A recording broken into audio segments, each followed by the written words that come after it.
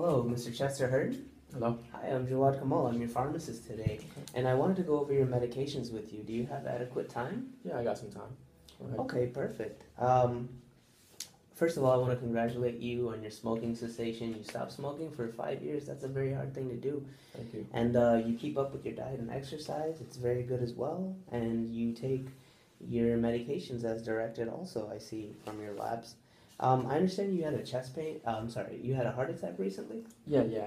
Basically, what I had was chest pain, and so, like, severe chest pain, so I went to go grab my pills, but they were all powder, so I called 911, and here I am. Okay. Well, we went over your medications, and we came up with some conclusions and some changes, and some things stayed the same for the most part. Okay. First of all, like your clopidogrel is staying the same. You take 75 milligrams daily to prevent any further blood clots. You're taking metoprolol tartrate, 25 milligrams every 12 hours for your blood pressure and your heart rate. And you're also taking atorvastatin, 40 milligrams at bedtime for your cholesterol. One thing about the atorvastatin is I want you to avoid taking any large amounts of grapefruit juice or citric juices because that could interact with the medication and how it's metabolized in your body for your cholesterol levels. Okay. Okay.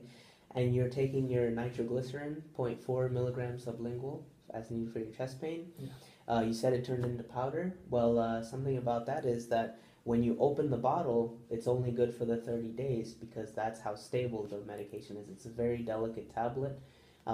So make sure you have adequate refills and you put in your refill before the 30 days is ended. Okay. And avoid shaking the bottle or keeping it in a very lighted or moist place. Keep it away from moisture and light.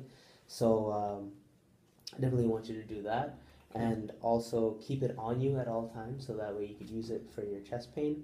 And I want you to refrain from any sexual enhancement medications. I don't know if you're taking them like Viagra or Cialis or anything of that matter because you could result in a very low blood pressure and you could have dizziness and you could fall. So we wouldn't want that. I understand you're taking Prevacid. Yeah, I was taking it for some heartburn that I was having. Okay.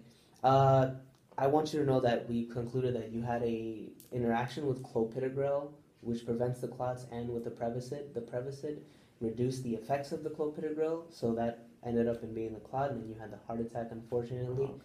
Okay. So I want you to stop the Prevacid. If you do have any problems with heartburn or upset stomach, you could try Tums or Zantac, but definitely contact a pharmacist or your doctor before you take anything over the counter. And if you do have any problems with heartburn, you could probably be referred to a gastroenterologist. Okay. I understand you're also taking aspirin. Yeah, you were taking aspirin? Yeah, 325 milligrams in the morning. Okay.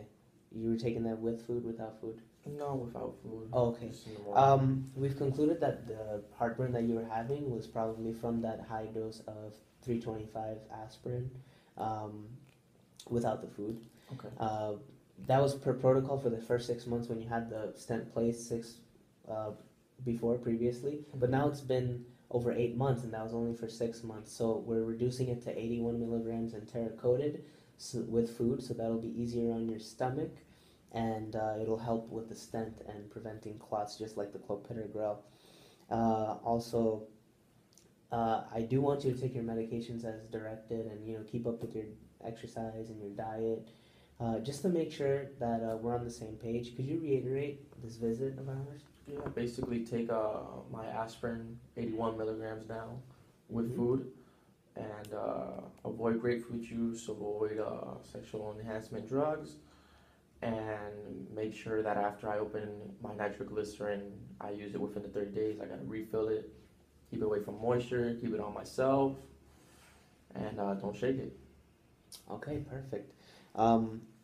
I also want you to know that we're going to follow up with you within 2 weeks just to see if any signs or symptoms have occurred. But anything after that, I want you to contact us if you have any questions or concerns.